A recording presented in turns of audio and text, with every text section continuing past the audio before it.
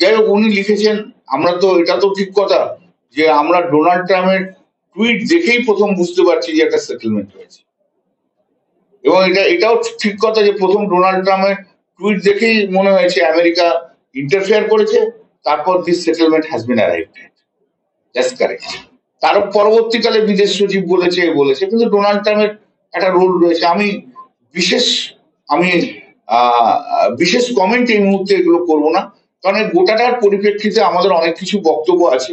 দেশ আগে, শান্তি আগে, শান্তি চাই, তাই জন্য কোনো কমেন্ট আমি এই মুহূর্তে করব না। তবে আমি একটা জিনিস বুঝতে পারছি, যে আমার একটা জিনিস মনে হয়েছে যে towering personality in politics like Indira Gandhi, Pandit Jawaharlal Nehru, Lal Bahadur Shastri, even Atal Bihari Vajpayee, সেই towering personality we are missing. এরা দেশের নায়ক হতে চেয়েছিল, এরা দেশ নেতা হতে চেয়েছিল, এরা দেশকে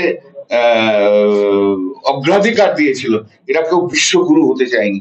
তাই দেশকে যারা করেছে দেশের জন্য, তাদের কাছে I am really remembering this towering personality of our ex prime minister.